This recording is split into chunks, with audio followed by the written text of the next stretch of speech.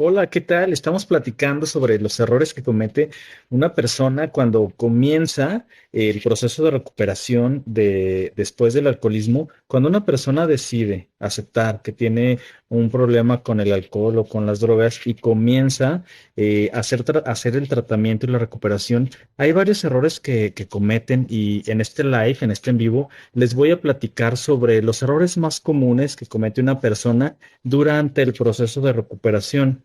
Si tú en este momento caíste en este en vivo, es muy probable que el algoritmo esté, esté recomendándotelo. Tómate un minuto para que dialogues conmigo sobre los errores más comunes de las personas con alcoholismo en el proceso de recuperación.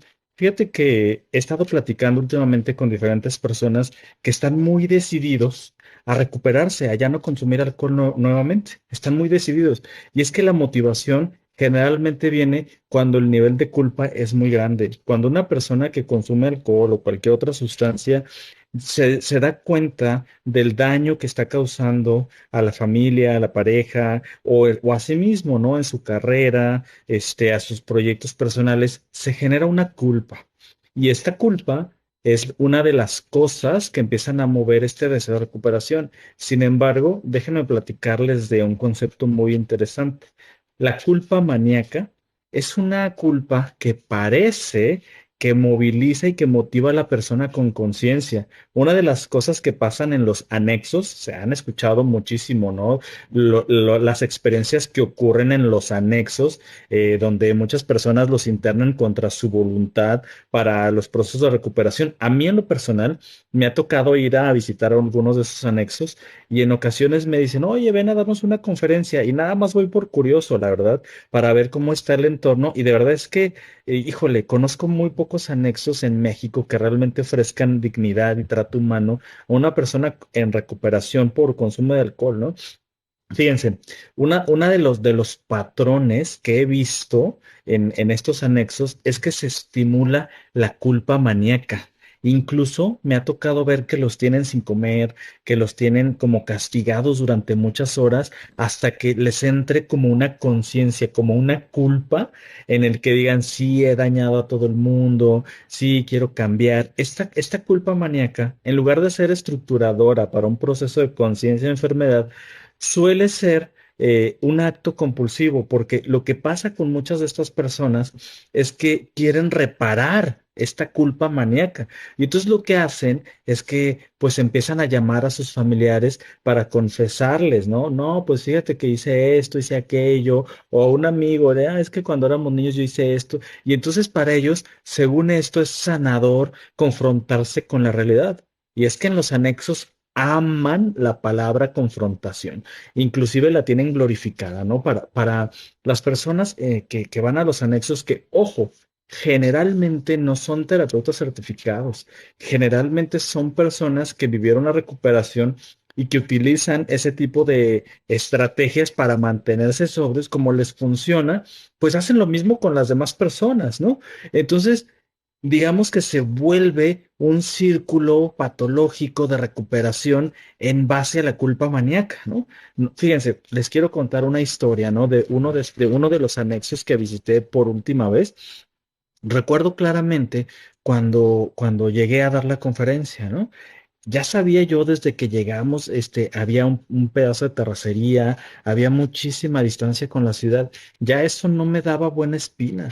Y entonces, desde que entramos, me dijeron, por favor, tú sé confrontativo, no te portes sano, no te portes, alegre, porque la enfermedad de ellos es muy grave, necesitan confrontación, tú haz lo que tú quieras, ¿no?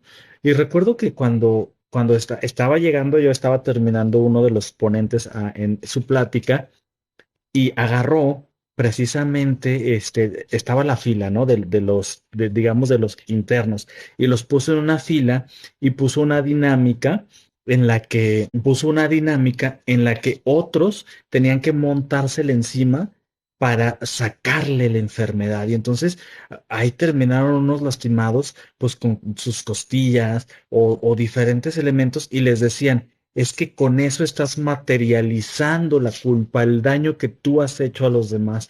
De verdad es que es terrible. Yo no entiendo cómo no se ha llevado a cabo un trabajo a nivel de los gobiernos para poder regular este tipo de anexos, ¿no? Evidentemente me negué a participar en ese evento y posteriormente no volví a ir nunca a un anexo, porque lo que estamos hablando ahí es que en México, pues el consumo de sustancias, el alcoholismo, representa una gran cantidad de personas en el país. El mercado de consumo es millonario. Estamos hablando de 50 millones de personas entre mexicanos y hispanos.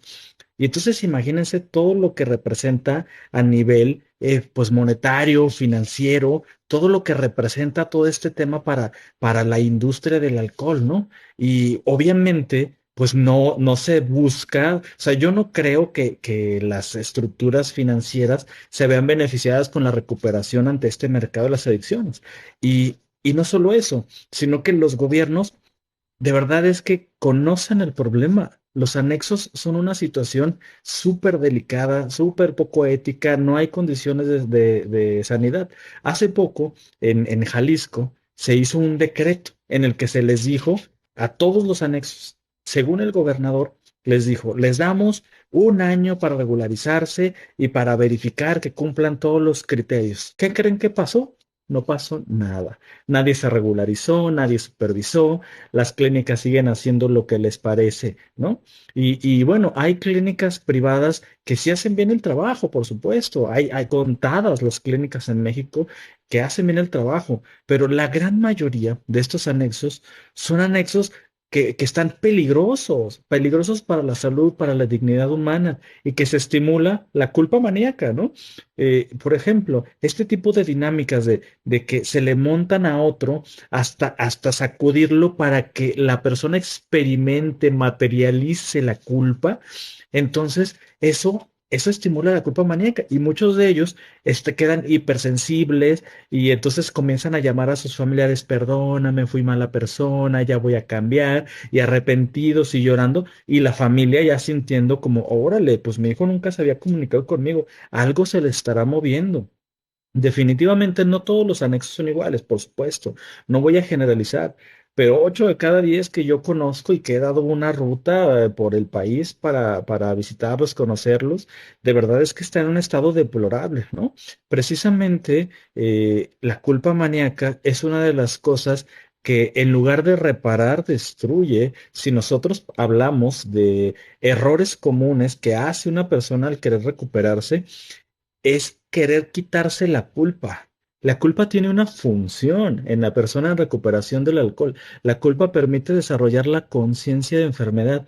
Así como cuando a uno le dicen tienes diabetes o tienes cáncer, hay una conciencia, hay una angustia que te dice, si no me tomo las pastillas, si no voy a mi quimio, va a haber una consecuencia, ¿no? La culpa en el adicto en recuperación, una culpa sana, le genera una sensación de angustia que lo conecta a los demás, en el sentido en el que empieza a recuperar esta humanidad, este vínculo para decir, los estoy dañando, me estoy dañando a mí, y es como un abrir de ojos relacionalmente. Por eso la culpa hay que llevarla por procesos, no hay que quitarla, hay que aprender a vivirla, hay que aprender a tenerla y a sentirla, ¿no? Entonces, estos anexos con estas prácticas que son violentas, que son dañinas, que son peligrosas, lo que provocan es el efecto contrario, porque generan aversión, generan una experiencia traumática, y entonces cuando una persona sale de un anexo, puede ser que por miedo, que le agarran hasta fobia al alcohol, al consumo, por miedo a recaer al anexo, ¿no? Sin embargo, cuando vuelven a recaer, recaen de una manera peor debido a que ya tienen como todos estos mecanismos, ¿no? Y entonces lo que aquí nosotros debemos de pensar, a ver, vamos a reflexionar, ¿cuáles son los errores más comunes de una persona que está en recuperación por alcoholismo, por alguna sustancia, ¿no? El primero es no tener un tratamiento adecuado. Solo no vas a poder porque es un problema bioquímico, emocional, que tiene incluso en algunas ocasiones ya efectos en la neuropsicología. Entonces se necesitan la cantidad de especialistas adecuados. Número dos. Tenemos el hecho de que las metas no se vuelvan realistas. Muchas personas dicen, no, no, no, mi meta es corregir todos mis errores, me voy a disculpar con todos y voy a ser el super papá, ¿no? Y muchas personas quieren reparar todo lo que hicieron, pues volviéndose el super papá, la mamá modelo, ¿no? Y estas metas que no son alcanzables, pues lo único que provoca es frustración. Estamos platicando el día de hoy sobre los errores más comunes que comete una persona que sufre alcoholismo, alguna adicción en su proceso de recuperación y el contexto tan complicado que tienen para lograrla, ¿no? Hablábamos al principio de este en vivo que cuando estas personas quieren recuperarse tienen pocos caminos, ¿no? Les voy a platicar algunos de los caminos que yo haría, yo sugeriría, si tú conoces una persona con problemas de alcohol, con problemas de consumo de alguna sustancia, puede ser incluso medicamentos, ¿eh? Cualquier sustancia que haga daño. Número uno, lo llevaría a una evaluación con un psicólogo y junto con el paciente, podrían determinar si se puede llevar un programa ambulatorio, es decir, sin ningún tipo de internamiento, que el paciente acuda al consultorio, evaluaciones, un tratamiento y se intente, digamos, un programa en base a metas terapéuticas. Si ese terapeuta es especialista, hace la evaluación y te dice, ¿sabes qué? El nivel de consumo, el tipo de sustancia que tiene este paciente, no da para un tratamiento ambulatorio. Necesitamos llevarlo a un proceso de internamiento. Entonces, con este especialista pueden abrir el paraguas, digamos, de clínicas que sí hacen bien el trabajo, porque como les digo, en México sí hay bastantes, ¿no? Tienes, dependiendo del nivel socioeconómico, pero pues tienes, digamos, Oceánica, tienes Montefénix, si es como una recaída, tienes Casaluja, es decir, hay varias opciones, pero ¿qué pasa cuando una familia dice, no, es que sabes qué, vamos a llevarlo a un anexo porque ya este chico no entiende? Es uno de los errores más graves que pueden cometer como familia porque le van a generar aversión al tratamiento. El chico va a pensar que todos los tratamientos son así. Entonces, en el futuro se va a resistir de manera maníaca al tratamiento, ¿no? Y entonces, en lugar de recuperarse, pues va a vivir completamente en la crisis. A veces es un camino más largo llevarlo con un especialista, hacer un tratamiento ambulatorio. Si se decide un internamiento, junto con tu especialista de confianza, terapeuta, analicen las clínicas. En México hay bastantes, por lo menos hay 20 clínicas en México de diferentes niveles socioeconómicos a los que puedes ir y el terapeuta puede estar en comunicación. Ahora, si el consumo de sustancias es grave, vamos a poner más o menos a qué me refiero, ¿no? Imagínense que hay consumo de fármacos, que hay consumo de drogas sintéticas o de las nuevas que están en riesgo. No los menciono tanto en el live porque pueden censurarlo, ¿no? Entonces, a veces este tipo de sustancias, el efecto adictivo que tienen y destructivo es muy grande. Entonces, lo que pasa es que después de un internamiento viene una cosa que se llama casa de medio camino.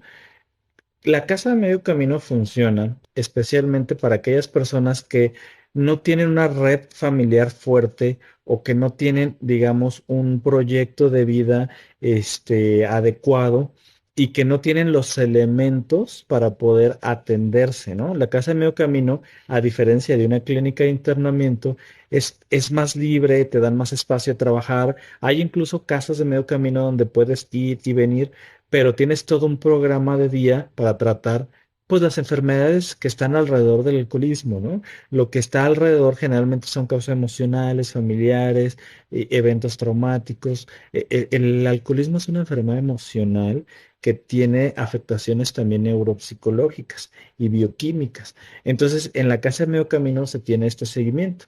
Imaginemos que se llevó ya toda la ruta, terapeuta, evaluador internamiento, casa de medio camino, y entonces viene un programa de post-tratamiento de cuidado continuo con el terapeuta y con la última clínica que lo trabajó.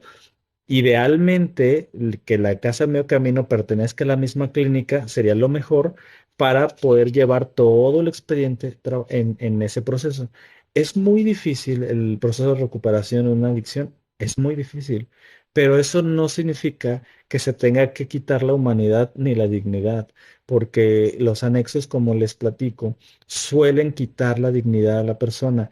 Ellos tienen una filosofía que le llaman reducción del ego. Ajá. Esta reducción del ego consiste en anular al individuo, someterlo a un poder superior que generalmente son ellos. Ellos ocupan el lugar del poder superior porque son representantes de ese poder superior. Imagínense que estamos hablando de prácticas del siglo XVIII, del siglo XIX. De verdad es que hay que hacer un llamado a las autoridades a que regulen todos estos grupos, todas estas prácticas, que en lugar de ayudar están perjudicando, ¿no? Entonces, para este proceso de recuperación, ese sería el camino adecuado. Y pues los errores que podría cometer la familia o la persona en recuperación sería no ponerse metas reales, querer sanar esta culpa de manera maníaca, pretender convertirse en una persona que no es, querer transformar a los demás, ¿no? Querer cambiar a los demás y dejar sobre todo su red de terapias o de ayudas. Imagínense que la recuperación es como una caminadora eléctrica. Ajá. Y entonces el paciente pues va en su proceso y puede dejar avanzando la caminadora eléctrica, pero la caminadora eléctrica saca estadísticas y sabe cuando realmente está comprometida la persona. Igual acá, si la persona no se involucra en todo este camino de recuperación, pues lo más probable es la recaída. Lamentablemente, cada vez son más difíciles, las sustancias sintéticas son más agresivas y cada vez son más accesibles, ¿no? No sé, ustedes, amigos que se encuentran en el live, compártanme si han ido a un bar últimamente y qué ha pasado en ese bar.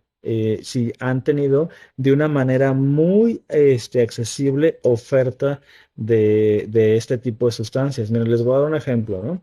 Este, yo viajo mucho por el trabajo, por las conferencias, por los pacientes a diferentes estados: Jalisco, Sinaloa, Durango, Querétaro, Ciudad de México, Monterrey. Y en todos hay estos bares de franquicias y que se encuentran en el país. No es extraño entrar al baño y que haya ahí todo un menú de oferta de todo este tipo de sustancias ilícitas. Quiere decir que ya no podemos seguir tapando el sol con un dedo. Es un tema que si fuera un problema, si fuera equivalente al agua, el agua nos está llegando al cuello. Y en lugar de empezar a exigir, a decir, ay, ¿por qué no hace nada el gobierno? Miren, los gobiernos tienen una estructura compleja. Pero nosotros, las personas, debemos de tener un centro de análisis, de reflexión, precisamente para saber cómo lidiar con esta estructura de riesgo, ¿no? Si tú vas a un bar hoy en la noche, mañana en la noche, sobre todo los fines de semana, es posible que en los baños te ofrezcan algo y que a tus hijos. Entonces, ¿qué estamos haciendo aquí? Bueno, un trabajo no solamente de concientización, sino de desarrollo de habilidades para no solo poder decir que no, para poder, digamos, tener una estructura que influya positivamente a los demás hacia un camino de bienestar, ¿no? No podemos seguir tapando el sol con un dedo.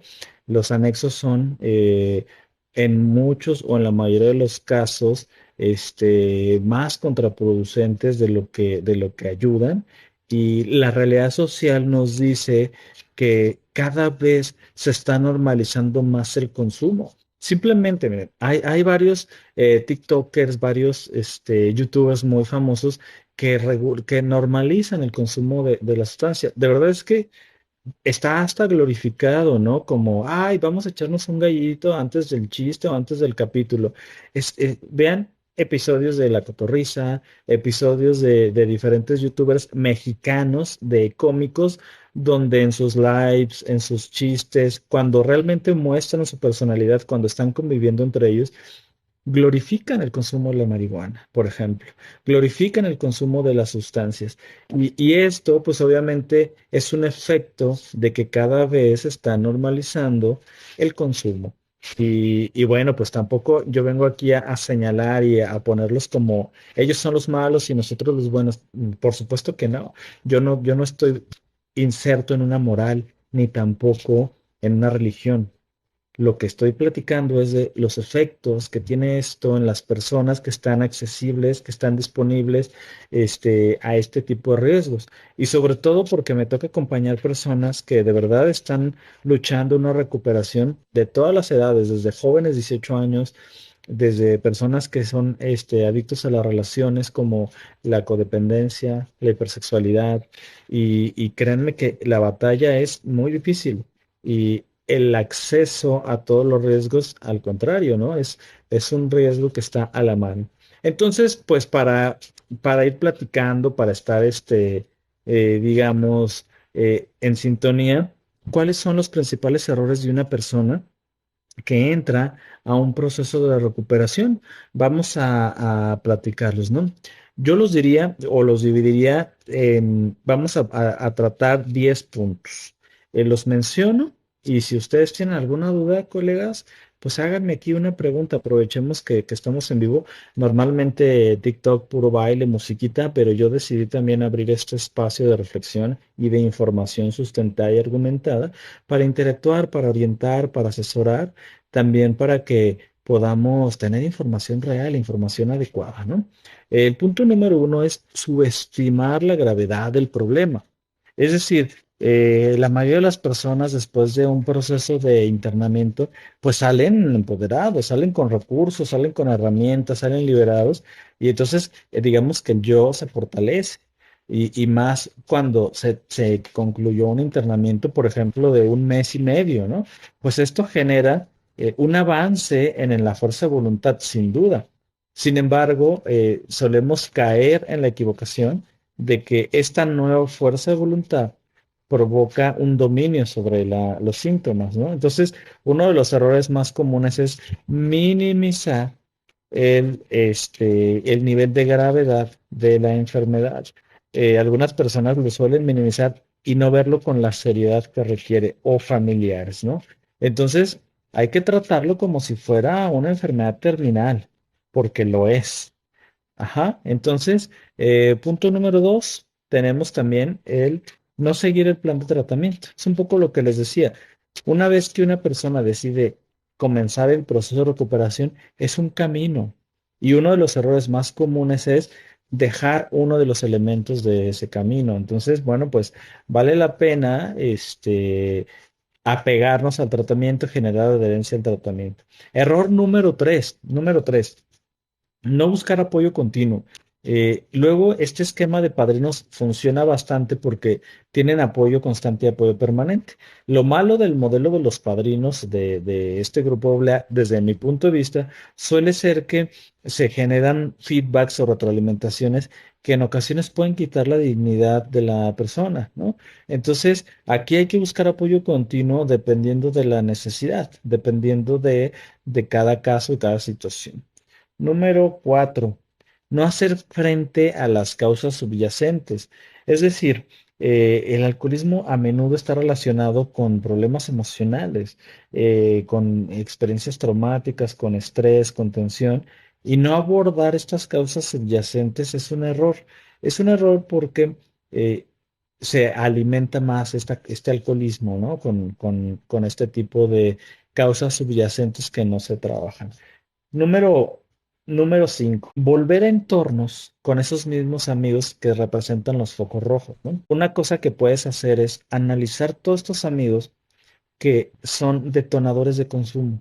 Tú sabes, casi siempre hay uno que es el principal promotor del consumo o algunos otros que glorifican el alcohol o las sustancias y entonces tú ya sabes que ir ahí implica consumir. Ahí ponte como tu plan de tratamiento, como un plan reflexivo, el eliminar esos focos rojos de tu vida, el generar amistades que no tengan ese tipo de hábitos, ¿no?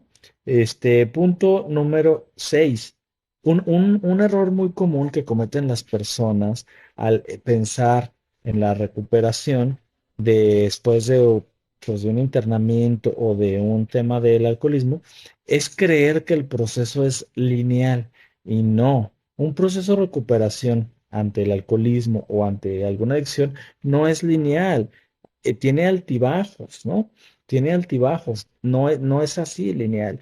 Puede tener subidas y puede tener bajadas precisamente por la alteración bioquímica que ha traído el consumo, ¿no? Entonces, no es un proceso lineal. Número 7. El error número 7 que cometen las personas con adicciones al querer recuperarse es falta de autocompasión. Como no es un proceso lineal y ellos pensaron que era de punto A a punto B, cuando están en un punto alto, en un punto bajo, entonces suelen castigarse a sí mismos, insultarse, agredirse a nivel de pensamientos, ¿no? O la misma familia puede tener una falta de autocompasión y de compasión al decir, ya volví a recaer, es que no cambia, es que no se esfuerza. Acuérdense que no es lineal este proceso, ¿no? Y entonces aquí, pues hay que, por favor, digamos, tener esta parte compasiva, ¿no? Punto número 8, no establecer metas realistas, porque a veces cuando una persona sale empoderada, sale con un yo más construido, con una fuerza de voluntad un poquito más grande, con una conciencia de enfermedad, pues suele pasar este, que establecemos expectativas muy altas, ¿no? Y entonces, por ejemplo, no, pues yo sí puedo ir a la fiesta, voy a ir al baile, a la plaza, me voy a ir a un concierto y no pasa nada, yo no voy a consumir.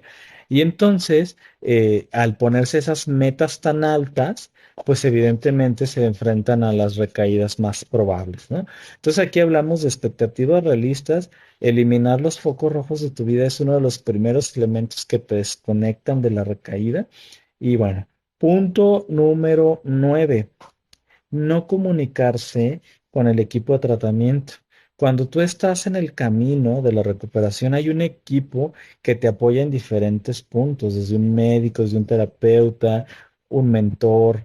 Hay personas que te están ayudando y cuando tú te desconectas y no buscas estos puntos de vista, desde el primer momento en el que estás detectando señales de riesgo, entonces lo que provoca es que terminas recayendo, ¿no? Entonces, podríamos plantear que desconectarte de tu equipo de tratamiento es una alta probabilidad de generar una recaída.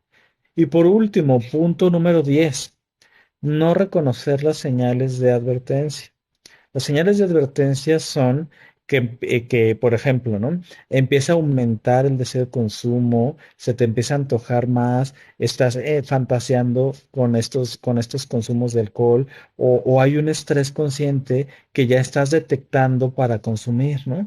Entonces, es importante que aprendas a identificar esta tensión en el cuerpo, este deseo, estas señales corporales y tomar medidas preventivas con tu equipo terapéutico precisamente con la intención de que te conozcas, de que te autoobserves y que en lugar de que te trates a ti mismo de una manera no compasiva, sepas que estás en un proceso de recuperación y que no es un proceso lineal y que las afectaciones bioquímicas por los consumos, pues no son cualquier cosa. De verdad es que estamos hablando de elementos complejos, ¿no?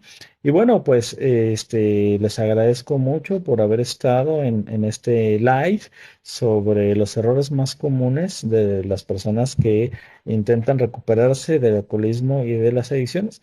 Si tienen duda, si tienen algún comentario, no duden en pasar por mi inbox y con mucho gusto les responderé. Acuérdense que tenemos estos espacios en TikTok también para conectarnos con especialistas, con gente argumentada. Y bueno, pues encantado de participar con ustedes en este espacio. Que les vaya muy bien. Saludos.